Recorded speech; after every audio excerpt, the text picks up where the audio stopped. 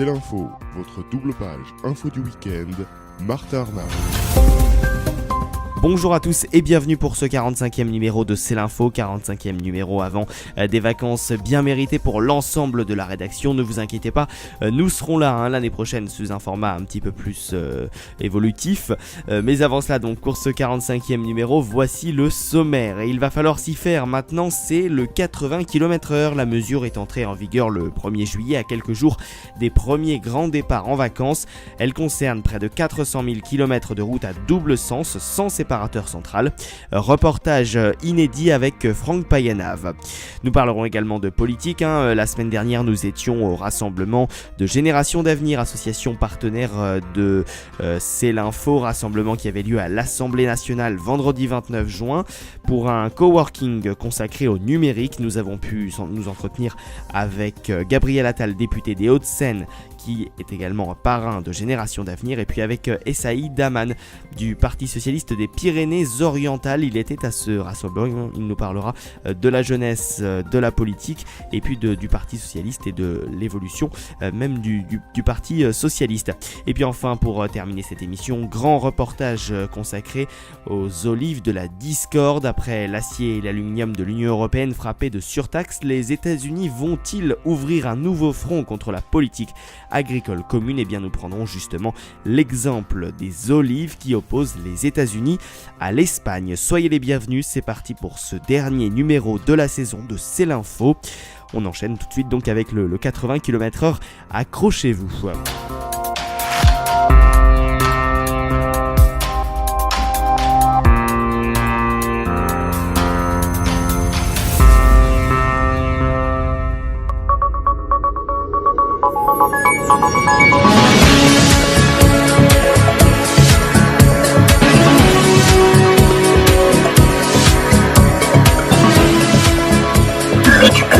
Le duplex à Pau avec Franck Payanave. Bonjour mon cher Franck.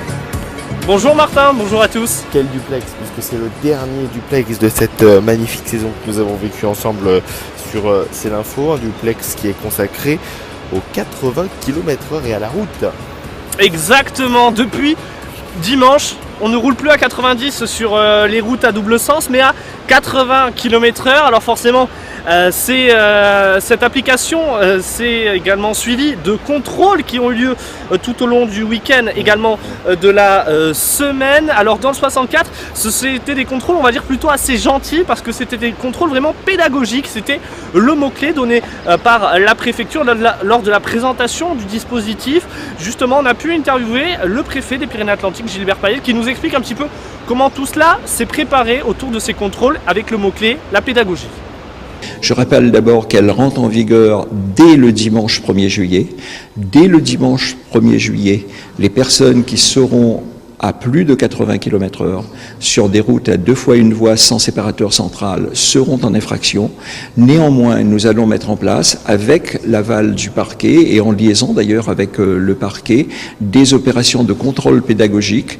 Et pour ceux qui se feraient prendre dans la limite entre 80 et 90 km/h, au lieu d'une verbalisation immédiate, il pourrait y avoir, pour certains contrôles, effectivement, des opérations d'information, voire la participation à des ateliers. Et donc les contrôles qui ont commencé dès dimanche avec le premier jour d'application et qui se sont déroulés un petit peu tout au long de cette semaine, et les gendarmes qui étaient fortement mobilisés pour ces contrôles. Justement, je vous propose d'écouter le commandant René Mogg qui est chef d'escadron de la sécurité routière ici à Pau, avec qui on a dressé un petit peu le bilan de ces premiers contrôles qui se sont déroulés du coup cette semaine. Vous avez commencé les contrôles depuis maintenant dimanche, ça fait donc 2 jours que vous êtes sur le terrain. Quel est l'accueil de la part des automobilistes que vous avez? Écoutez, la plupart des usagers ne sont pas surpris par notre présence, en raison d'abord, je pense, des effets d'annonce qui ont été assez nombreux, des messages de prévention et de la publicité qui a été faite autour de cet événement, parce que c'en est un. Donc l'abaissement de la vitesse, c'est une information qui était nettement diffusée et qui est bien connue des usagers en général. Mais vous avez quand même des réfractaires, vous avez des gens qui sont contrôlés en dessous de 90, à 90 et même au-dessus. Lorsque vous les arrêtez, ça se passe quand même dans une, on va dire, relative bonne ambiance quand même, où il y a des conducteurs qui ne comprennent pas ce passage à 80 km/h. Alors pour être tout à fait sincère, le mot réfractaire ne serait pas le plus approprié. On a quand même effectivement un ou deux usagers sur 2 jours qui ont fait part de leur mécontentement sur cette mesure. Mais la plupart des gens adhéraient à ce principe et étaient même surpris d'être pris en excès. C'était davantage des fautes d'inattention que réellement une intention de rouler plus vite. Je veux dire, la plupart des vitesses qui ont été mesurées, pour les plus graves, on était sur le 100 km/h. Donc c'est pas non plus un grand excès de vitesse au sens de la volonté d'aller très vite, mais davantage un problème je pense, d'alignement et de réglage. Alors le préfet nous parlait cette semaine que c'était vraiment des contrôles pédagogiques. Ça va durer combien de temps? Ça va se faire sur les quelques jours qui restent ou sur peut-être plusieurs semaines? Comment vous avez préparé tout ça? Écoutez, notre action, elle est empreinte de discernement. C'est-à-dire qu'aujourd'hui, on cherche d'abord à mesurer les vitesses dans les zones accidentogènes. Parce qu'il ne faut pas oublier que l'objet de cette mesure, c'est de faire baisser le nombre d'accidents. Donc on va dans les zones principalement accidentogènes, dans le but de contrôler la vitesse et de la faire abaisser au seuil légal. Notre intention, c'est effectivement de rapidement appliquer la règle, parce qu'elle trouvera tout son sens dès lors que son efficacité pourra être mesurée. Donc si clairement on est trop bienveillant, en tout cas bienveillant de manière excessive, et qu'on tolère aujourd'hui ce qui se fait à 90 alors que c'est passé à 80, on serait en erreur. Je rajoute d'ailleurs que les radars fixes, eux, sont réglés dès aujourd'hui et depuis hier sur le seuil légal. Donc dans cette perspective, notre action empreinte de discernement sera quand même celle de faire appliquer la règle. Alors pas aujourd'hui parce qu'on a décidé, enfin Madame le procureur en accord avec Monsieur le préfet, ont décidé de faire une mesure d'alternative aux poursuites, c'est-à-dire d'une information des usagers contrevenants dans des proportions acceptables. Dès lors que la mesure est applicable, on l'appliquera, et ce dès demain. Franck, quelles ont été les réactions des automobilistes? On se doute que, évidemment, une telle mesure a créé beaucoup de stupeur et d'étonnement, beaucoup peut-être aussi d'énervement et d'agacement de réduire la vitesse sur certaines routes. Alors oui, effectivement, et puis il y a surtout d'autres éléments à prendre en compte. Alors certes, ça faisait déjà un moment qu'on en parlait de ce passage à 80 km/h, mais il y a un élément clé que peut-être tout le monde utilise dans sa voiture. Moi je l'utilise, peut-être vous aussi également Martin. Ce sont les GPS, et tous n'ont pas été mis à jour dès le 1er juillet. Du coup, sur certains tronçons, il était marqué que c'était limité à 90 alors que c'était déjà à 80 km/h. Mais les automobilistes jouaient quand même assez bien le jeu, même si lors des contrôles qu'on a pu suivre avec les gendarmes dimanche et lundi, il y avait quand même quelques réfractaires qui roulaient à 87, à 90, et même certains qui ont été flashés à 100 km/h. Alors là, je vous laisse deviner, il y avait amende quoi qu'il arrive. Je vous propose d'écouter un des automobilistes qui a été arrêté par les gendarmes. Il s'appelle Jean-Paul et il revient tout simplement avec nous sur l'application de cette mesure.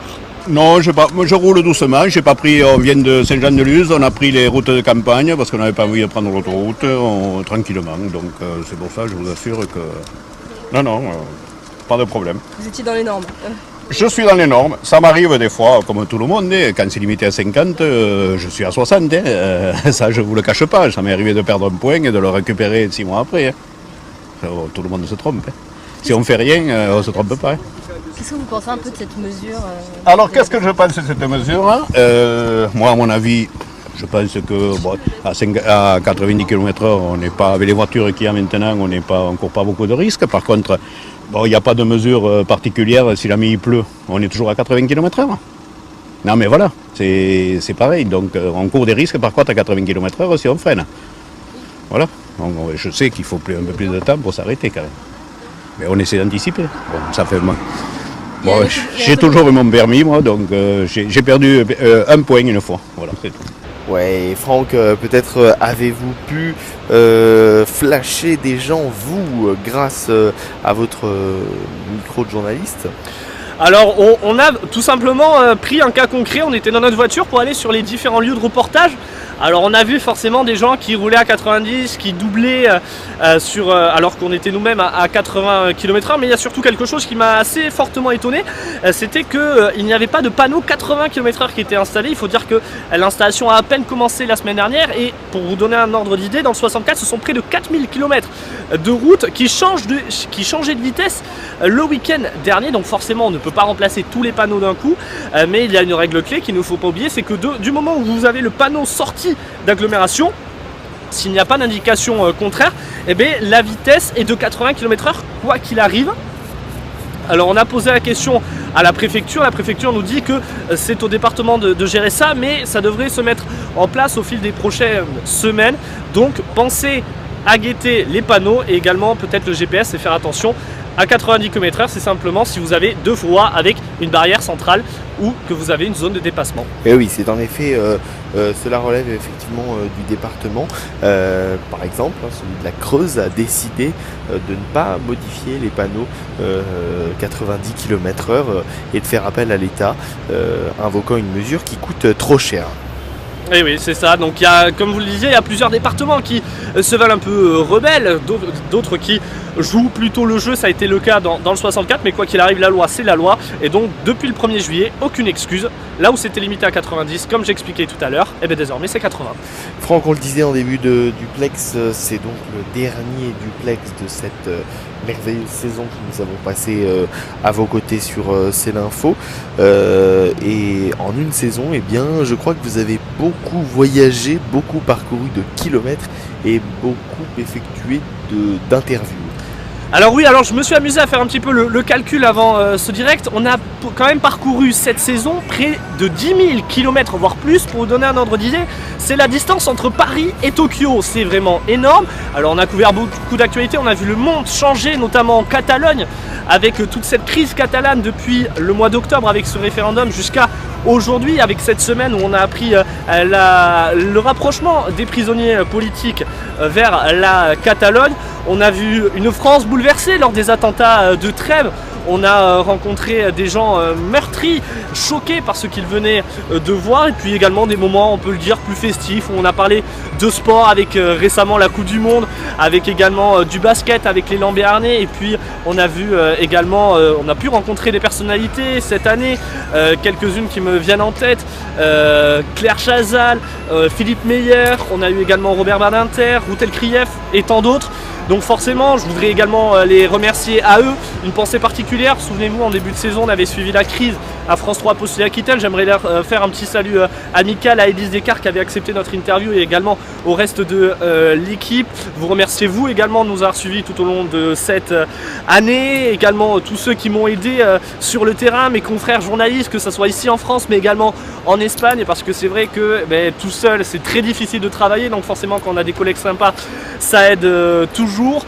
Il y a tellement de gens à remercier, bien sûr toi Martin, pour une fois on va se tutoyer pour la fin de ce duplex quand même, on va arrêter de mentir aux auditeurs et aux personnes qui nous regardent en vidéo. Et puis voilà quoi, on termine cette saison ici à Pau, là où j'habite. Sous un temps pas forcément top, mais bon ça on va dire que ça sera c'est la faute à l'été, que c'est le microclimat béarnais. Mais en tout cas c'était un réel plaisir de vous faire couvrir l'actualité. On va quand même continuer cet été d'une façon un petit peu particulière, vous le saurez bientôt.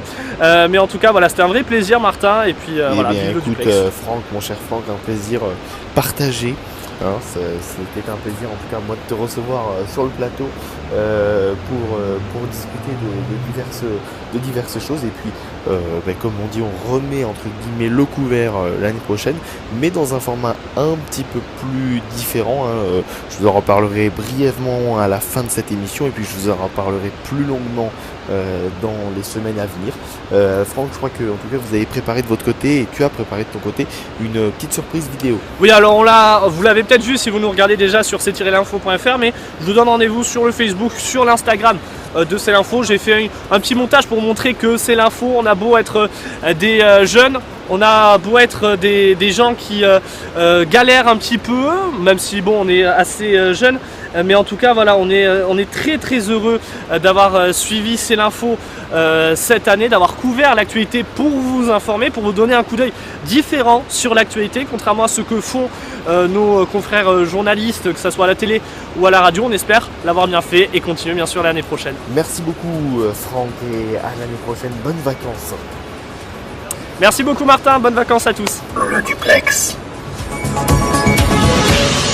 Je vous le disais donc dans le sommaire, la semaine dernière nous étions, C'est l'Info, à l'Assemblée nationale en partenariat avec Génération d'Avenir qui a organisé à l'Assemblée nationale un coworking salle Colbert dans le deuxième hémicycle de cette Assemblée nationale. Un coworking consacré au numérique et culture et numérique et citoyenneté.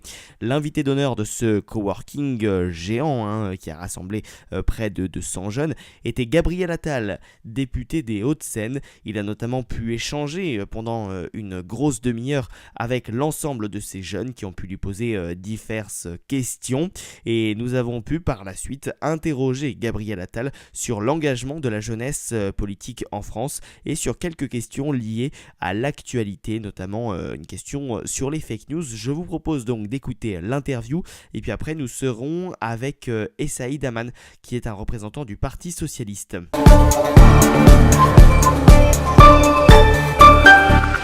Gabriel Attal, bonjour. Bonjour. Et merci d'être présent donc à ce coworking Génération d'Avenir à l'Assemblée nationale salle Colbert.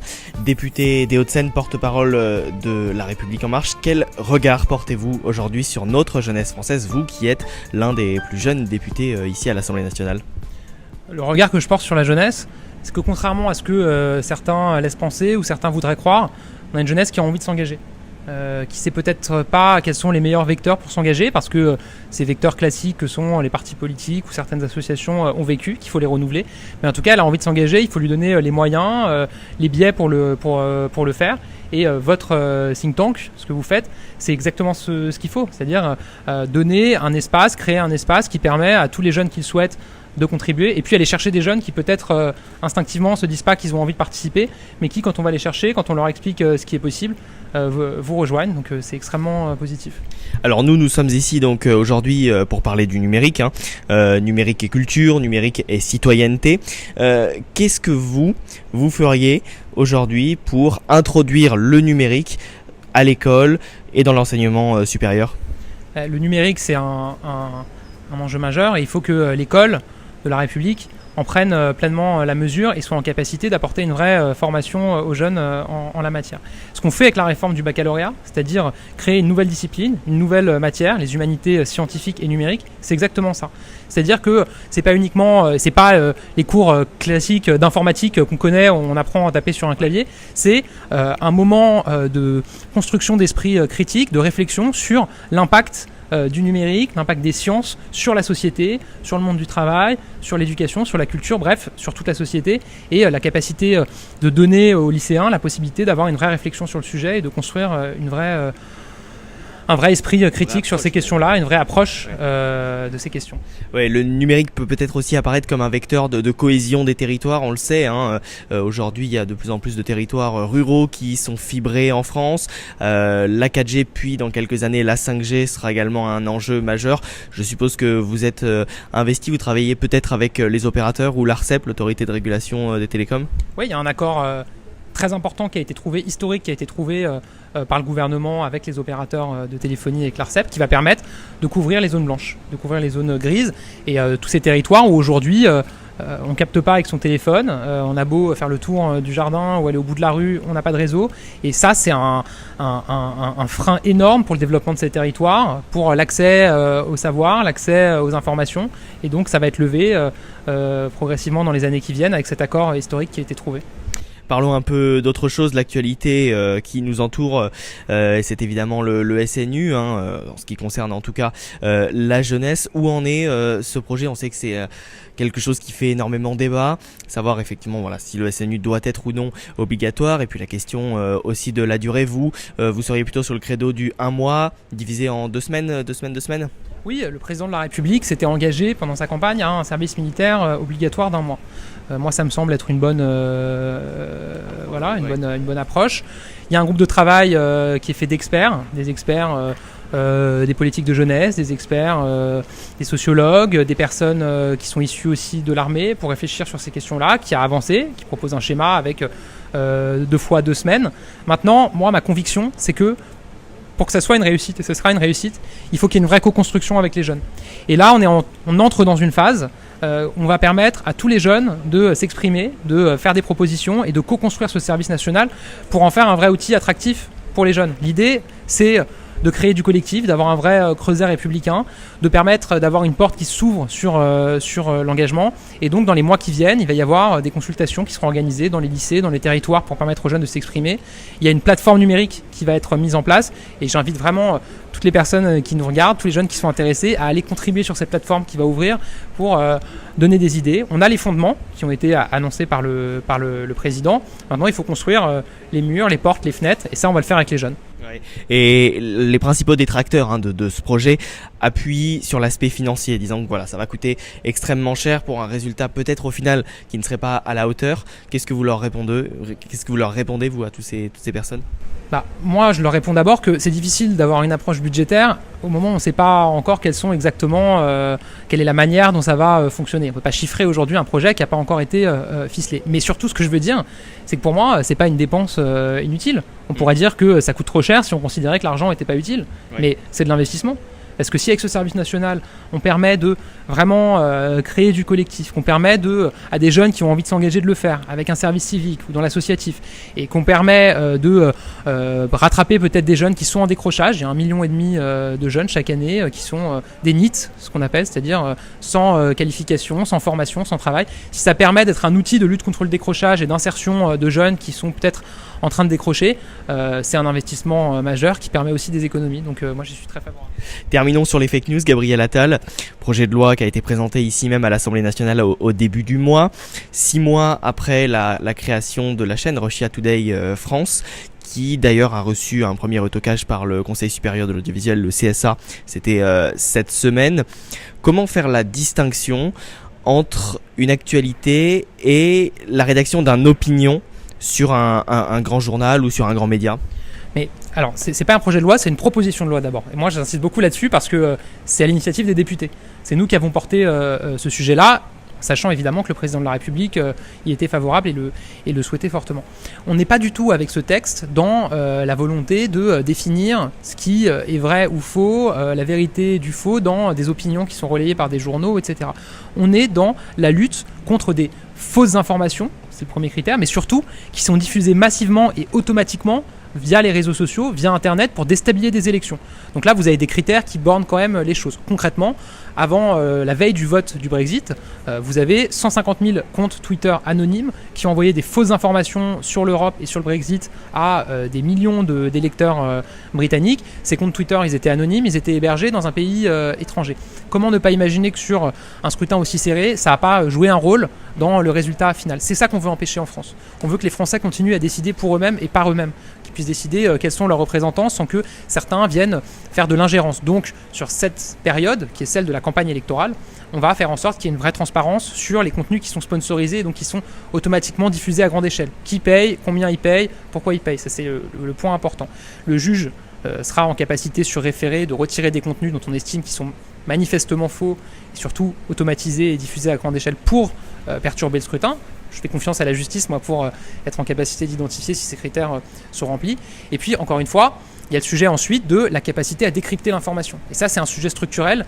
Et le premier vecteur pour s'engager là-dedans, c'est l'école. Il faut que l'école ait un vrai service public d'éducation aux médias. Il y a aujourd'hui des organismes comme le CLEMI qui font des travaux extrêmement intéressants. Il faut accroître l'échelle de ces travaux. La ministre a annoncé qu'elle doublait le budget de l'éducation aux médias. Et donc, on va permettre dans beaucoup plus d'établissements d'avoir ces outils de décryptage de l'information donnés aux jeunes pour se construire une conscience critique, un libre arbitre et la capacité à décrypter les informations. France TV / également, donc qui s'est lancé sur le site de France Info. Merci beaucoup Gabriel Attal d'avoir accepté de répondre à nos questions.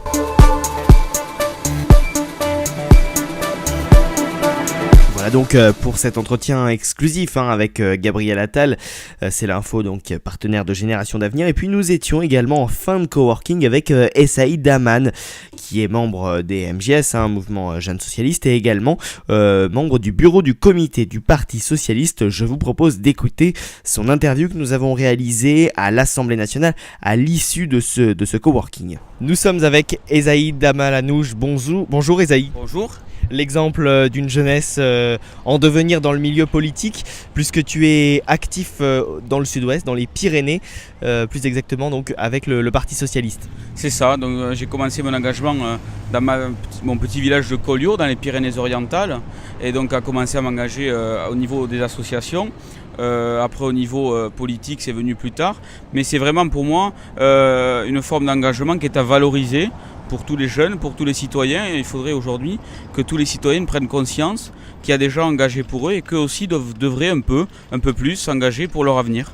Oui, s'engager pour leur avenir, alors par différents moyens. Ici, donc, nous sommes à l'Assemblée nationale pour ce coworking dédié au numérique. Est-ce que s'engager quand on est jeune, c'est forcément s'engager par la voie politique ? Alors non, pas du tout. Moi, j'en suis l'exemple type puisque je me suis engagé tout d'abord dans les associations, au niveau culturel, au niveau associatif.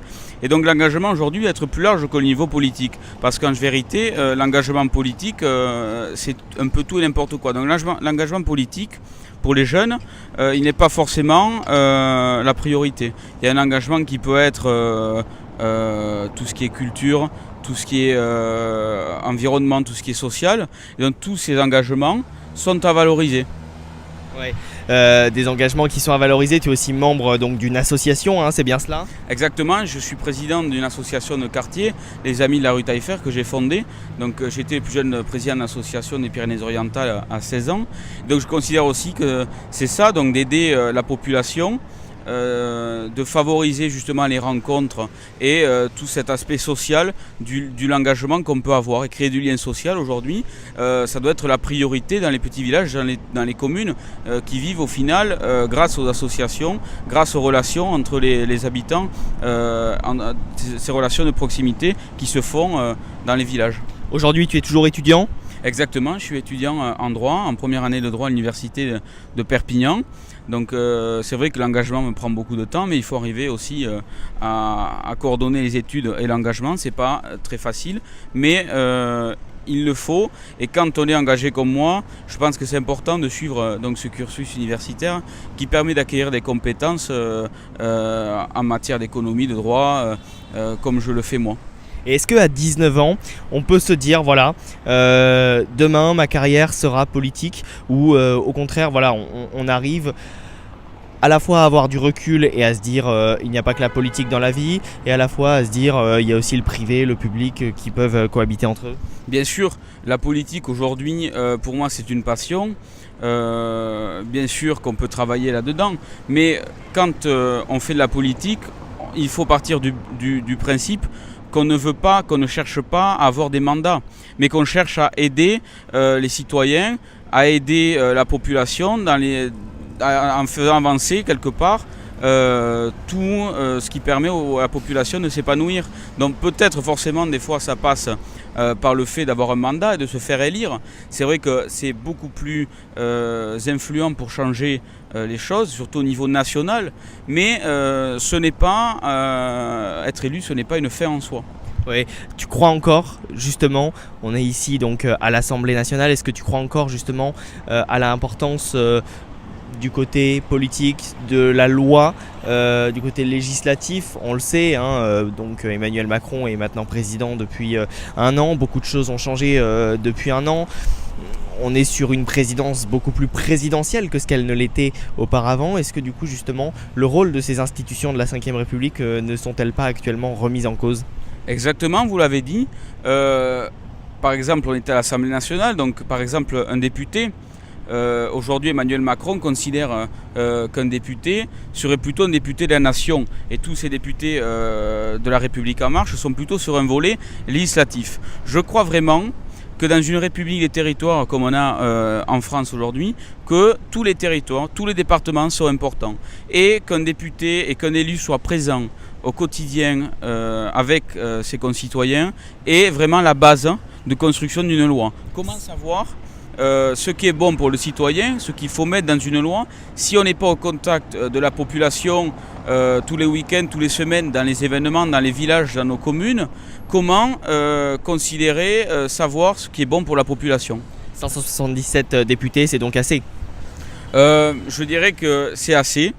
Quand certains veulent toucher au nombre de députés, moi je dis plutôt diminuons un peu le train de vie et les avantages, parce que les 577 députés ont des circonscriptions égales environ à 100 000 habitants. Je pense que 100 000 habitants pour un député, c'est déjà beaucoup. C'est du travail au quotidien, c'est-à-dire que si on veut faire un travail de député qui est, c'est-à-dire au contact de la population, se rendre tous les week-ends, comme je vous l'ai dit, dans les manifestations, aller rencontrer les syndicats, rencontrer tout ce qui font la vie associative, la vie économique d'un territoire, il les faut, ces 577 députés. Dernière question, comment se porte le Parti Socialiste? On le sait, on est maintenant un peu plus d'1 an après la défaite un peu historique au premier tour de Benoît Hamon, dont tu étais supporter. Comment se porte le Parti Socialiste? Donc nouveaux locaux parisiens à Ivry-sur-Seine et en région? Oui, c'est vrai que la question peut se poser pour un certain nombre de Français, donc qui peut-être se posent des questions sur le devenir du Parti Socialiste. Mais je crois que le Parti Socialiste aujourd'hui est en train de changer profondément, est en train de subir une refondation, un renouveau, une renaissance, avec le nouveau premier secrétaire Olivier Faure, qui a voulu un Parti Socialiste plus proche des gens, plus jeune, plus en phase avec la société actuelle. Donc c'est pour ça que je suis au Conseil national, et c'est pour ça qu'on travaille sur beaucoup de sujets, plus en phase avec les citoyens. Il y a un renouvellement des personnes. On voit bien que les choix qui ont été faits par Olivier Faure de nommer certains personnels des instances nationales, on voit très bien qu'il a fait le choix et le pari de la jeunesse, de l'innovation, et justement de laisser de côté tous comme un peu ces vieux apparatchiks du PS qui nous ont fait beaucoup de tort. Donc aujourd'hui, c'est vrai qu'on est là dans une phase de reconstruction, dans une phase d'écoute de la population. On va lancer ce soir les chantiers La Renaissance. Ce soir, on lance le chantier de l'Europe. Donc voilà, ce soir, ce vendredi, on lance le chantier de l'Europe. C'est très important aujourd'hui. L'Europe qu'Emmanuel Macron voudrait s'accaparer et vouloir posséder le débat européen à lui tout seul. Nous voulons dire qu'il y a des places pour les socialistes aujourd'hui en France, et nous travaillons pour ça. Ouais, des places pour les socialistes, des places pour les macronistes. Le paysage politique n'est-il pas déjà chamboulé ? Non, parce que je pense qu'aujourd'hui, on peut en France, comme ce n'est pas le cas partout dans le monde, mais aujourd'hui, il y a une pluralité politique en France qui est importante pour le débat démocratique. Le débat démocratique, aujourd'hui, il se base sur les divergences de chacun. Donc si comme Emmanuel Macron, nous voulons qu'il n'y ait qu'un parti et qui regroupe tout le monde, de la droite, la gauche, l'extrême droite, l'extrême gauche, comme il le laisse entendre, ce n'est pas bon pour le débat démocratique. On le voit aujourd'hui. Nous avons plus de 300 députés qui votent comme un seul homme sur des lois qui sont des lois de transformation de la société. Donc si nous ne pouvons pas avoir ce débat avec tout l'ensemble des partis politiques, qu'ils soient de droite, de gauche, je crois qu'on ne peut pas avancer sur un projet durable. Il faut qu'il y ait des opinions divergentes, justement pour qu'on puisse apporter des modifications aux idées qu'a le parti majoritaire. Merci beaucoup d'avoir accepté de répondre à nos questions. Bon courage donc pour cette reconstruction politique qui s'opère dans les territoires, et à très bientôt. Merci beaucoup à vous et à bientôt.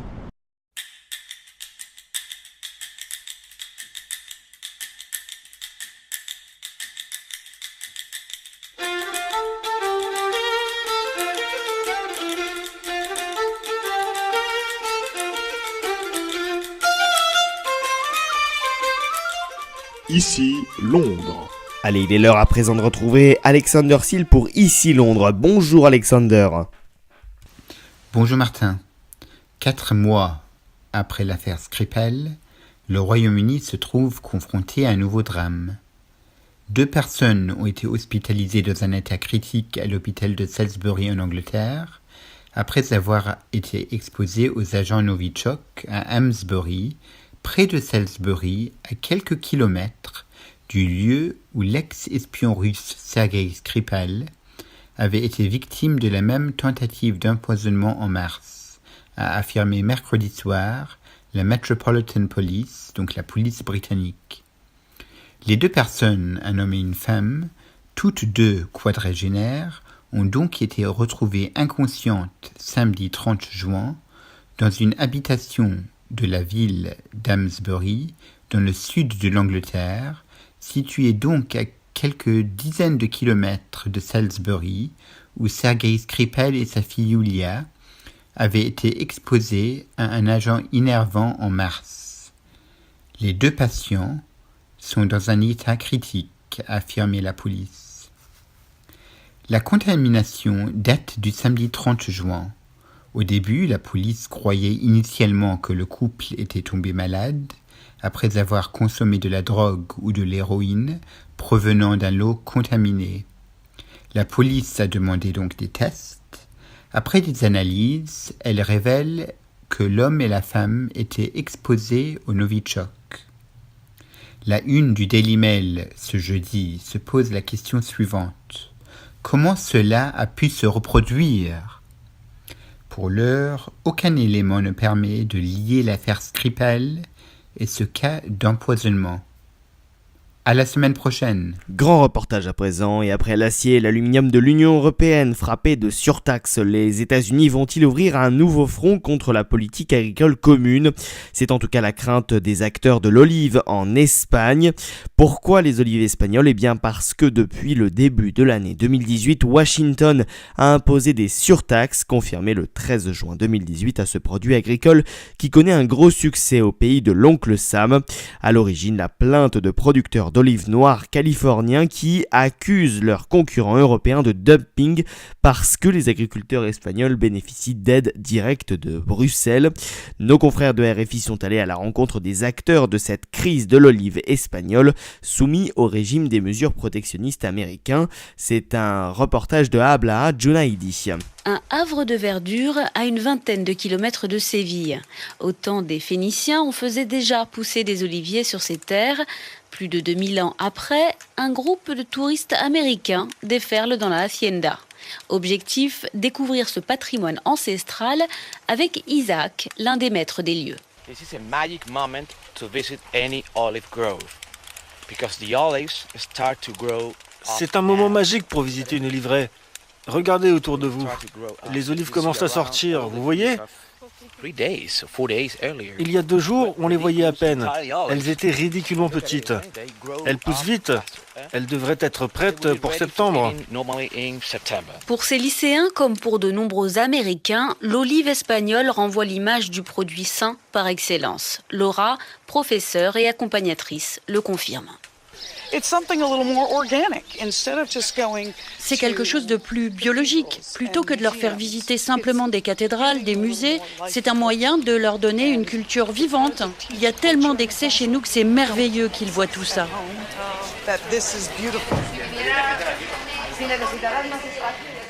Mais depuis plusieurs mois, une guerre des olives oppose les États-Unis et l'Espagne. Le 12 juin dernier, le département du commerce américain a donné raison à 2 entreprises californiennes qui dénonçaient les producteurs d'olives noires andalouses. D'après eux, elles inondent le marché nord-américain parce qu'elles seraient vendues en dessous de leur prix de revient. En attendant une décision finale fin juillet, de lourdes taxes à l'importation ont été appliquées depuis janvier aux olives noires, dont celle de l'usine d'AgroSevilla, une coopérative qui fédère plusieurs coopératives agricoles de la région. Finbar González est le directeur des ventes. Avant la récolte, en septembre, en fonction des prévisions de vente, on décide comment on répartit les olives entre les noires et les vertes. Il n'y a pas de retour en arrière possible car le traitement est différent. Si on fait de l'olive noire, on prend l'olive au naturel et par un processus d'oxydation de plusieurs jours, elle devient noire. Les taxes américaines ne concernent que les olives noires en conserve. Les olives non traitées peuvent être toujours exportées en vrac. Dans ce cas, le processus d'oxydation se fera là-bas, aux États-Unis. C'était comme ça à nos débuts ici, on fournissait la matière première. Mais on a avancé dans la chaîne de valeur. Nos concurrents voudraient qu'on revienne à l'état initial. Voilà pourquoi on est confronté à ces taxes.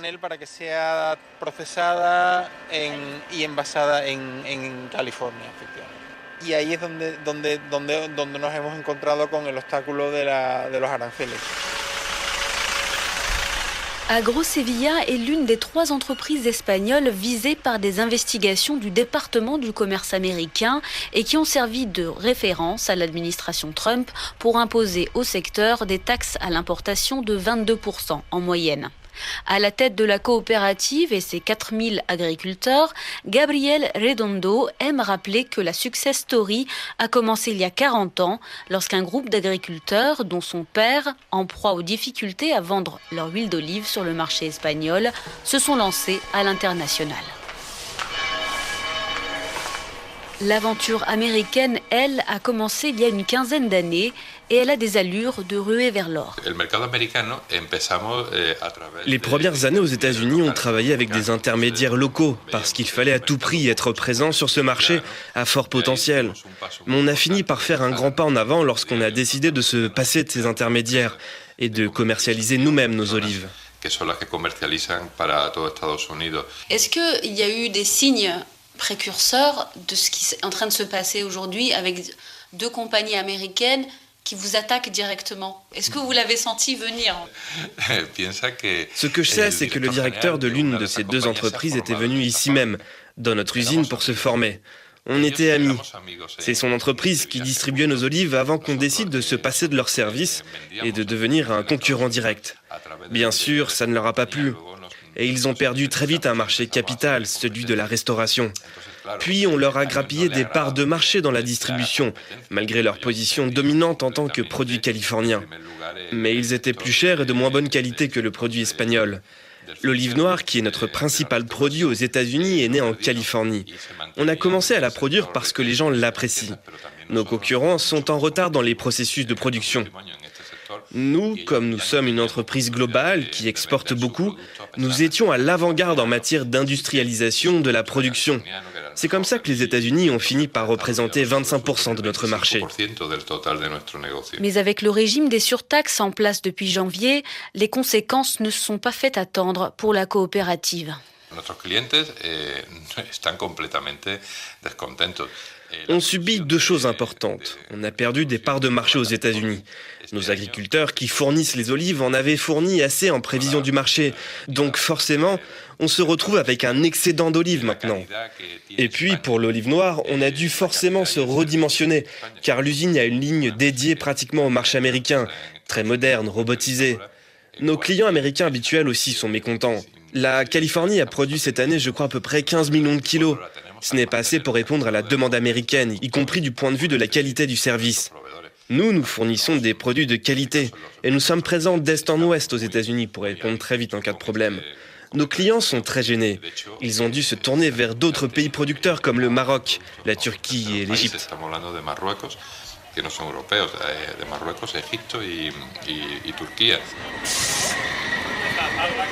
Les taxes de l'administration américaine s'appliquent à tout un secteur. Au siège de l'ACMESA, l'association des industriels et des exportateurs d'olives, Antonio de Mora, le président, ne décolère pas.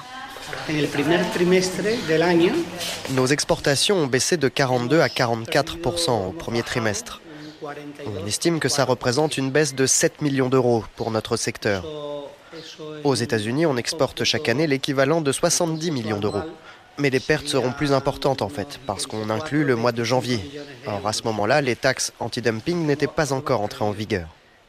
Donc on sentira davantage l'effet des taxes au 2e trimestre, surtout si Washington les confirme ou en impose de plus importantes. Et ce qu'on constate, c'est qu'en même temps, un ensemble de pays voit ses exportations vers les États-Unis augmenter de 13%. La Turquie, l'Égypte, le Maroc. C'est la conséquence directe.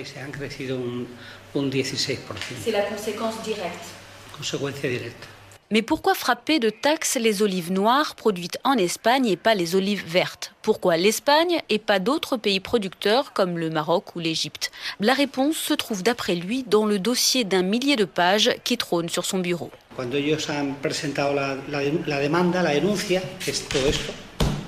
Quand les entreprises californiennes ont déposé plainte, ça c'est la plainte, elles visaient l'Espagne en particulier. Parce que ces entreprises ne produisent que des olives noires, pas d'olives vertes. Les olives vertes ne sont pas une menace pour eux. Ces dernières années, c'est l'Espagne qui a connu la plus forte hausse sur ce segment de l'olive noire. Au point qu'aujourd'hui, l'Espagne détient 33 à 34% du marché américain. Voilà pourquoi l'Espagne est visée.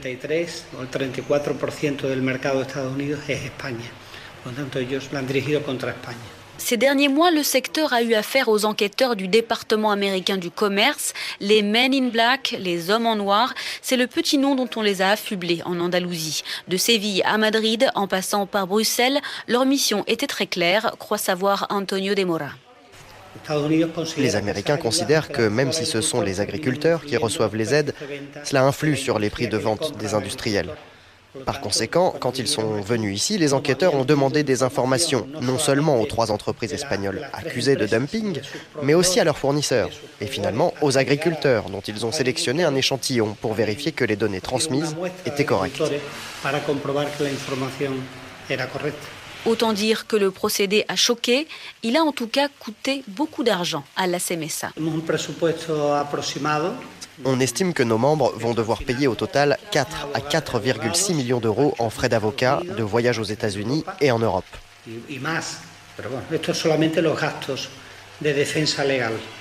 À quelques pas de là, à la Junta, le gouvernement autonome d'Andalousie, on suit de près la crise des olives. Car avec l'Union européenne et le gouvernement espagnol, la Junta est directement mise en cause par la dénonciation des aides de la PAC versées aux agriculteurs. Rafael Peral est l'un de ses responsables.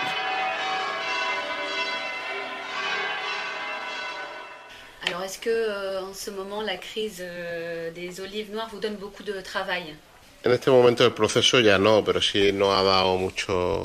Au départ, 3 entreprises faisaient l'objet d'une enquête. Mais de là, on est descendu aux fournisseurs de ces entreprises, puis aux producteurs, au point que finalement, on a compilé les données de 160 entreprises différentes, avec toutes les aides qu'elles ont obtenues. Nous avons dû mettre en place une équipe ad hoc de plus de 15 personnes, parmi les plus qualifiées du ministère, et les dédier durant plusieurs semaines à cette mission spécifique. Elles ont fait un travail impeccable.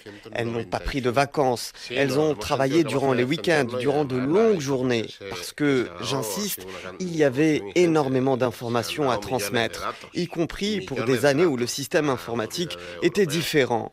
Ce qui nous a obligés à exhumer les anciens équipements pour récupérer les données.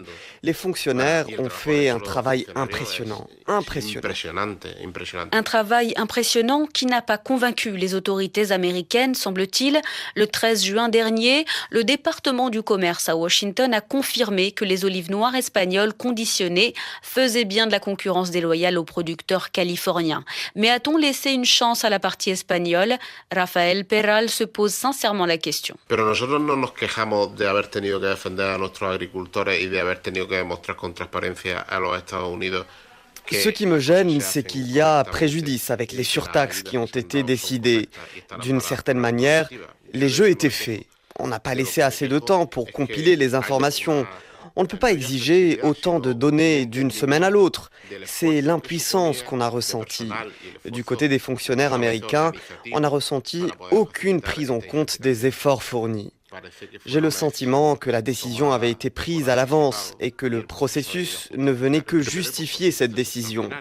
D'après les autorités à Madrid et des sources à Bruxelles qui en ont plus l'habitude, la procédure était particulièrement virulente, plus agressive que la normale.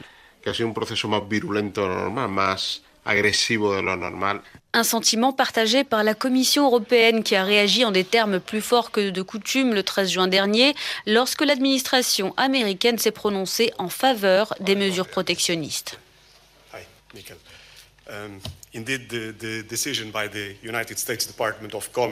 La décision du département du commerce américain d'imposer des taxes anti-dumping et anti-subvention anormalement élevées, rédhibitoires aux olives espagnoles, est simplement inacceptable. C'est une mesure protectionniste qui vise un produit européen de qualité qui connaît le succès et qui plaît aux consommateurs américains. Ni le fond de la décision, ni le processus qui a mené à prendre cette décision ne sont justifiés.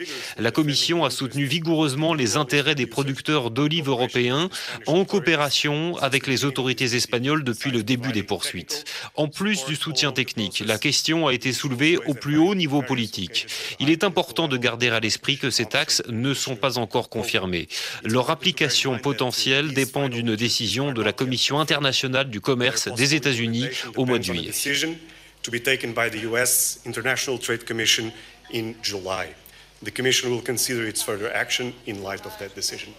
Pendant de longs mois, les protagonistes espagnols de cette crise se sont sentis laissés de côté par les responsables politiques au niveau européen. Que valent en effet 70 millions d'euros de marchandises face aux milliards que représentent d'autres secteurs? Pour l'acier et l'aluminium, le dossier qui empoisonne les relations commerciales transatlantiques, Bruxelles a décidé de contre-mesures pour dénoncer le protectionnisme de Washington. Le vin, l'huile d'olive, les produits européens qui ont du succès auprès du public américain ne manquent pas. Pour Antonio de Mora, le climat instauré par l'arrivée de Donald Trump au pouvoir porte en lui de nombreux périls. Si les États-Unis imposent ces surtaxes, le jour suivant, le mois suivant, d'autres produits plus importants que les olives seront visés. D'autres pays pourront remettre en cause le modèle de l'Union européenne. On sait que la Commission européenne est très préoccupée parce que cela peut créer un précédent, ouvrir la boîte de Pandore pour remettre en question toutes les aides européennes. Pour le moment, tout le monde pense que les aides aux agriculteurs sont intouchables parce qu'on a fait en sorte qu'elles soient compatibles avec les règles de l'OMC. On voit aujourd'hui que non, que les aides peuvent être remises en cause. Caja verde que cumplían todos los requisitos. Bueno, pues parece ser que no, que las ayudas son discutibles.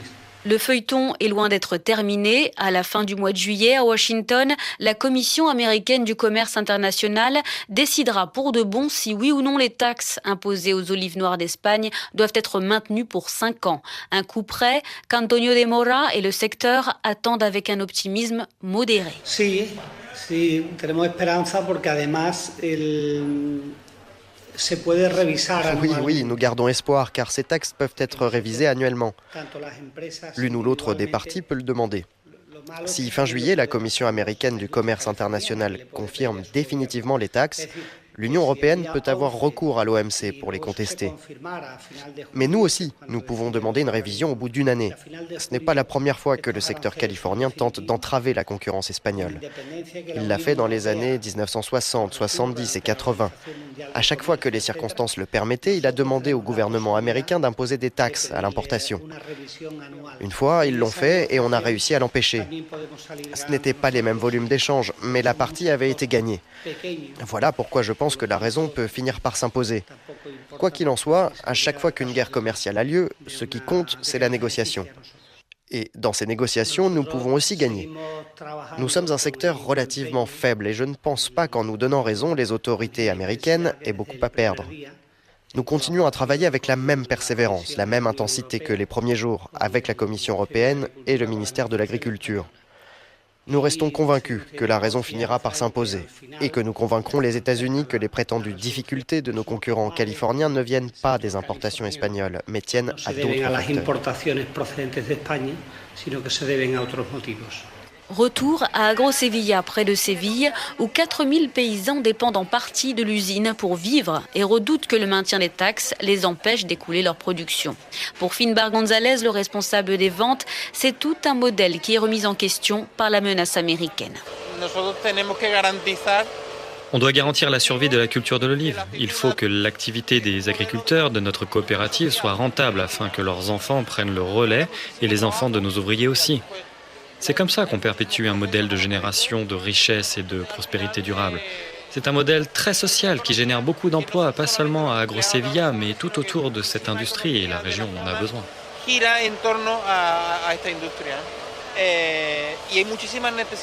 Pour la première fois de son histoire, l'usine a dû licencier du personnel, une 50aine d'intérimaires. Fils d'agriculteur lui-même, Gabriel Redondo, le président de la coopérative, ne veut pas baisser les bras.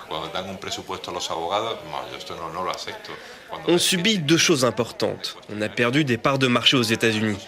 Nos agriculteurs qui fournissent les olives en avaient fourni assez en prévision du marché. Donc forcément, on se retrouve avec un excédent d'olives maintenant. Et puis pour l'olive noire, on a dû forcément se redimensionner, car l'usine a une ligne dédiée pratiquement au marché américain, très moderne, robotisée. Nos clients américains habituels aussi sont mécontents. La Californie a produit cette année, je crois, à peu près 15 millions de kilos. Ce n'est pas assez pour répondre à la demande américaine, y compris du point de vue de la qualité du service. Nous fournissons des produits de qualité et nous sommes présents d'est en ouest aux États-Unis pour répondre très vite en cas de problème. Nos clients sont très gênés. Ils ont dû se tourner vers d'autres pays producteurs comme le Maroc, la Turquie et l'Égypte. Et si l'olive noire d'Espagne n'était que le début d'une longue série de remises en cause des aides versées aux agriculteurs par l'Union européenne. Si la Californie avait allumé la mèche d'une bombe à retardement, enclenché une machine infernale prête à frapper l'un des piliers de l'Union européenne, tout en menaçant encore l'ordre établi du commerce mondial. À Bruxelles, on dénonce à demi-mot une décision politique, dernière manifestation du protectionnisme signée Donald Trump. États-Unis, Espagne, les olives de la discorde, un grand reportage d'Abla Jounaidi, réalisation Pierre Chaffanjon.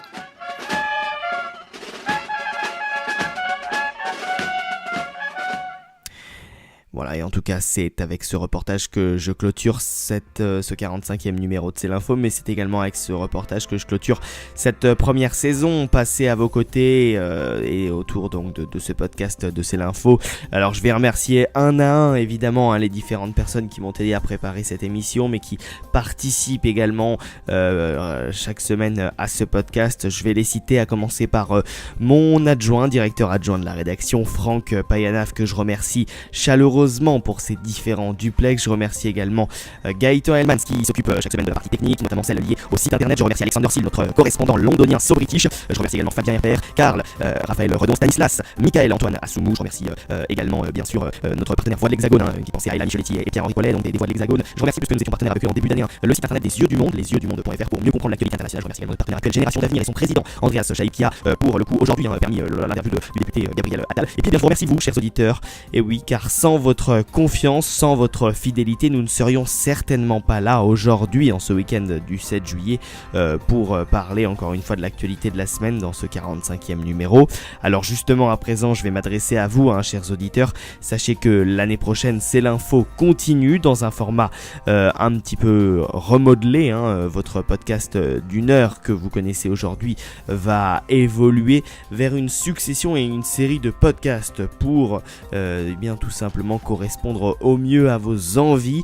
Je vous en dirai un petit peu plus de ce nouveau projet dans les prochaines semaines, puisque notre rentrée sera planifiée pour la mi-septembre. Ça se passera bien sûr toujours sur le www.c-l'info.fr. Enfin, il ne me reste plus qu'à vous souhaiter de belles vacances, un bel été. Je vous dis donc rendez-vous en septembre pour un C'est l'Info tout neuf. Et puis donc, d'ici là, je vous souhaite d'excellentes vacances. Salut à tous et à la saison prochaine. Bonnes vacances.